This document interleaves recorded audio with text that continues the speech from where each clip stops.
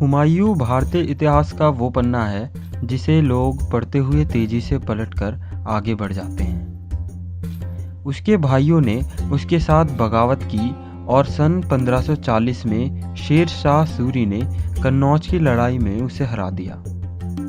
लेकिन फिर बाद में उसने ईरान के बादशाह की सहायता से अपना राज्य वापस भी लिया। फिर भी वो अपने किले में ज़्यादा दिन तक टिक ना सका। 1556 में दीन पनाह की एक लाइब्रेरी की सीढ़ियों से गिरकर उसकी मृत्यु हो गई।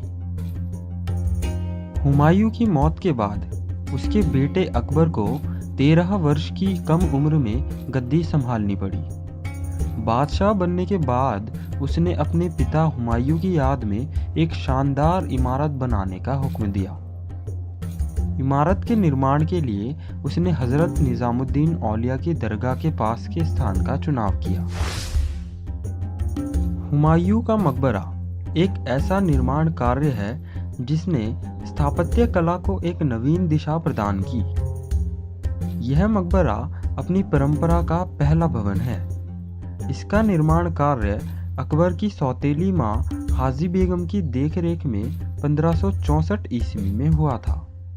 इस मकबरे का खाका ईरान के मुख्य वास्तुकार मीरक मिर्जा गियास ने तैयार किया था। उसी के नेतृत्व में निर्माण कार्य संपूर्ण हुआ। यही कारण है कि मकबरे में ईरान या फारसी प्रभाव हर जगह दिखाई पड़ता है। विशाल इमारत में प्रवेश के लिए 2 16 मीटर ऊंचे दुमंजिले प्रवेश द्वार पश्चिम और दक्षिण में बने हुए हैं। मकबरे का निर्माण मूल रूप से पत्थरों को गारे चूने से जोड़कर किया गया है और उसे लाल बलुआ पत्थर से ढका हुआ है। यहाँ सबसे पहले लाल बलुआ पत्थर का उपयोग इतने बड़े स्तर पर दिखाई पड़ता है। मकबरा 8 मीटर ऊंचे मूल चबूतरे पर खड़ा है। 12,000 वर्ग मीटर की ऊपरी सतह को लाल जालीदार मुंडेर घेरे हुए है। इस चबूतरे की नींव में 56 कोठरियां बनी हुई हैं, जिसमें मुगल खानदान की 100 से भी ज्यादा कब्रें बनी हुई हैं। हुमायूं की कब्र के अलावा उसकी बेगम हमीदा बानो तथा बाद के सम्राट शाहजहां के बड़े बेटे दारा शिकोह और आलमगीर द्वितीय समेत कई मुगल उत्तराधिकारियों की कब्र भी यहाँ स्थित हैं। मकबरे के ऊपर स्थित भारी भरकम गुंबद आकर्षण का केंद्र है, जो सफेद संगमरमर का बना है।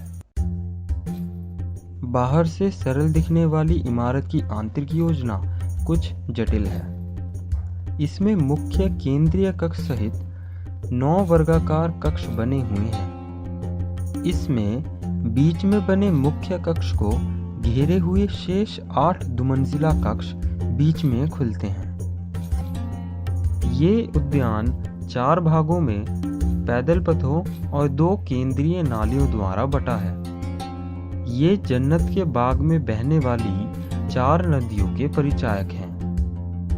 केंद्रीय जल नालियां मुख्य द्वार से मकबरे तक जाती हुई उसके नीचे जाती और दूसरी ओर से निकलती सी प्रतीत होती है। कुरान में भी जन्नत के बागों का वर्णन इसी प्रकार किया गया है। मकबरे को घेरे हुए 4 बाग हैं व उन्हें घेरे हुए 3 ओर ऊंची पत्थर की 4 दीवारी है व तीसरी ओर कभी पास ही यमुना नदी बहा करती थी, जो वक्त के साथ परिसर से दूर चली गई। शेर शाह सूरी के दरबार में अमीर थे। इस अहाते के अंदर इनका मकबरा व मस्जिद है। ये दोनों ही इनके जीवन काल में बनाए गए। यह अष्टकोणीय मकबरा, जो हुमायूं के मकबरे से केवल 20 वर्ष पहले का है, छतरियों, चमकदार टाइलों, जालीदार जालियों से सजाया गया है। वर्षों से मानव अतिक्रमण, प्रदूषण और मौसम की मार ने इस अद्भुत इमारत के अस्तित्व के लिए खतरा पैदा कर दिया था।